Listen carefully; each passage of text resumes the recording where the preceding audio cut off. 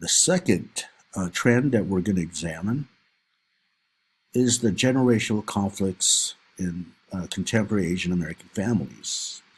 And it should be obvious here that we're talking about, let's say, first generation Asian parents coming over to the United States.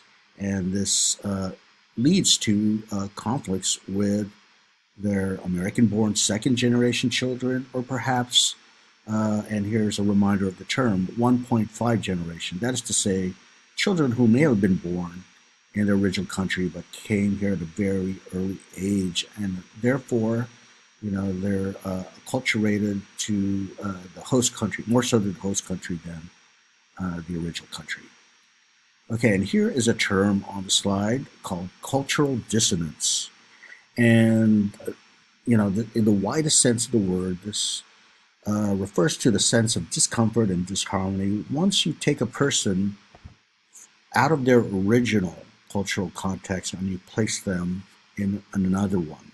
Okay, so they're transferred to a different cultural context. Now, obviously, this doesn't apply only to, let's say, Asian Americans, let alone like immigrants, right? It can be a traveler, for example, and experience cultural dissonance when you go to a foreign country that's so unlike your own.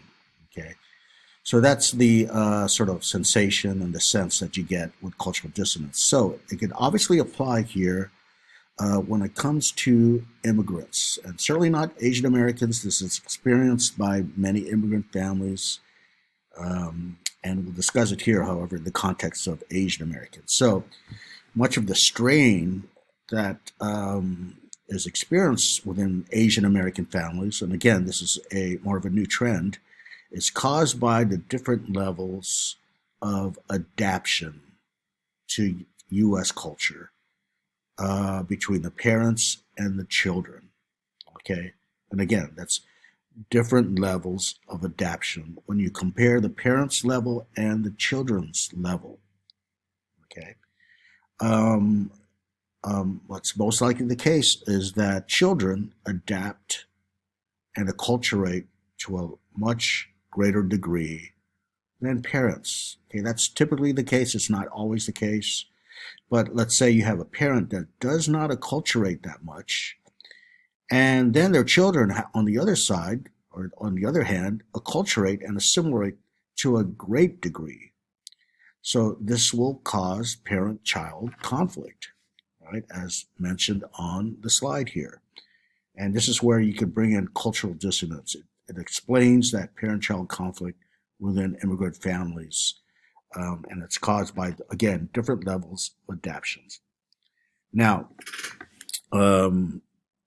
this could happen, to give you some examples, when, let's say, some parents greatly insist on passing traditional values of their home country to their children.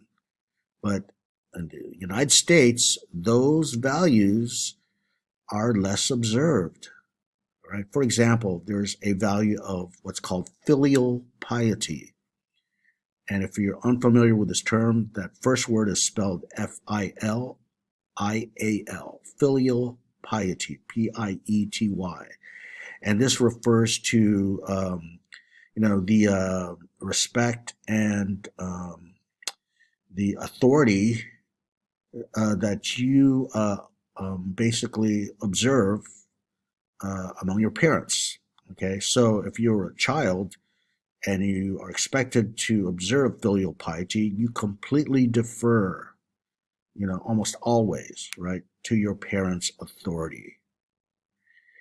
So you could see how this may lead to cultural dissonance. Let's say the Asian parents try to make sure their children observe filial piety, but as their children enter the American, school system and they hang out with American peers, they become influenced by American culture, and there's less filial piety that's observed in the U.S. Okay, I'm not saying that the U.S. is completely absent of filial piety, but in the United States, in its culture, you have more individualism as, actually it's part of American beliefs taken for granted, right? You emphasize the individual over the collective. So individualism and that individualist attitude and outlook works against filial piety, right?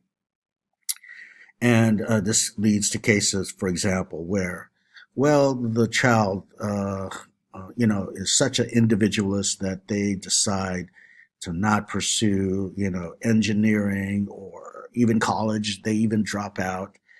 So the parents are not only disappointed, to put it mildly, but they're also concerned about the shame that will be cast upon the family, right? Other families and friends will gossip about the family as, the children, astray from traditional values and the parents unable to raise them correctly, for example. So the sense of shame, right, is prevalent with some families, right, if not many.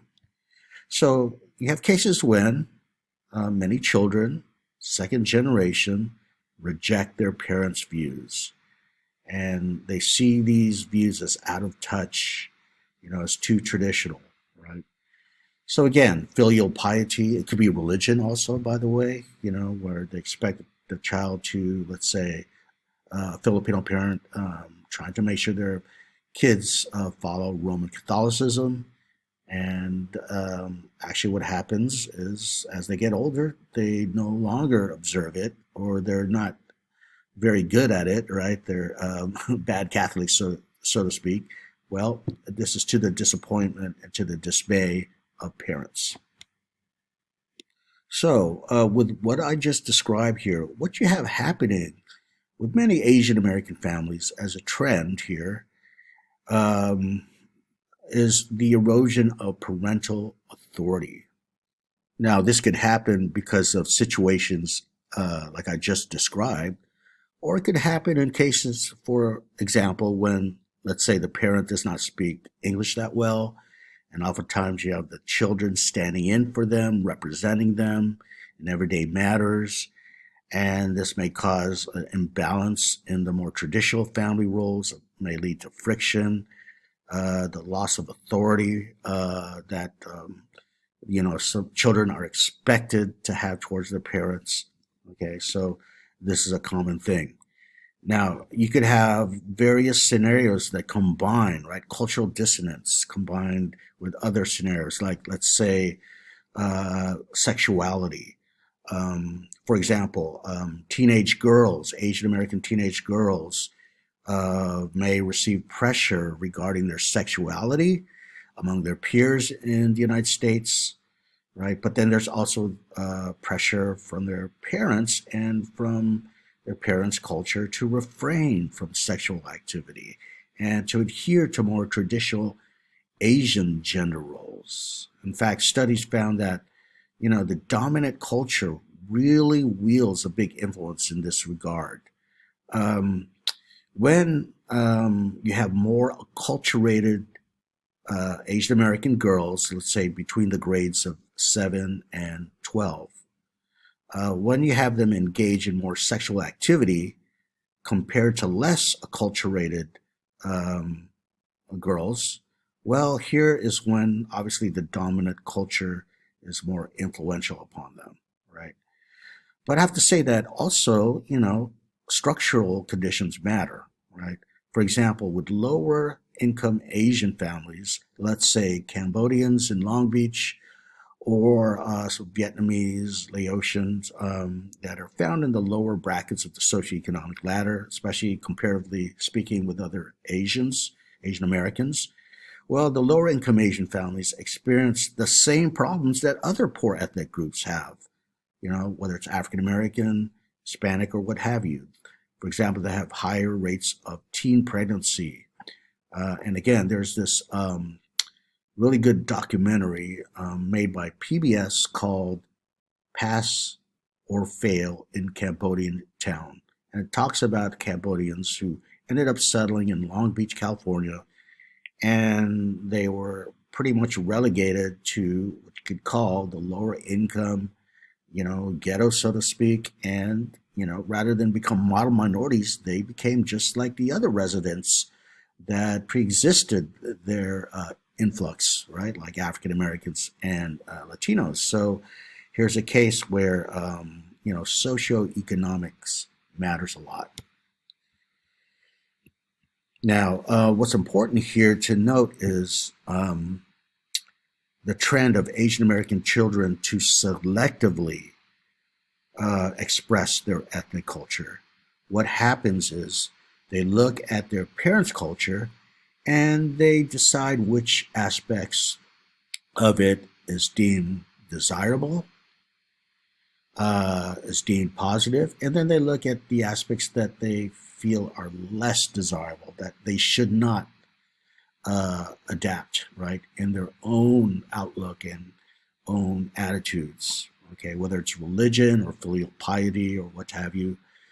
So they selectively adapt. And certainly parents do that too, right? They selectively approach assimilation to the dominant culture. They pick and choose which one they feel is better, which one they feel is worse, okay?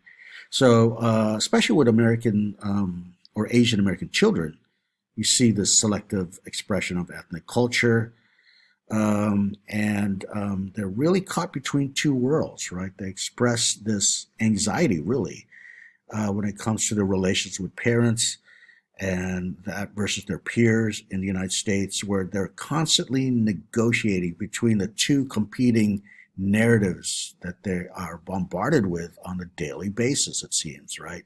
And it causes a lot of, well, let's use the word cultural dissonance among them, right? But it's this interesting case where they're affected by two or perhaps even more narratives, and they're conflicted in this sense. In some cases, it leads to mental illness, anxiety, depression, and what have you, and at worst case scenario, suicide. So it's a serious situation with some Asian American families.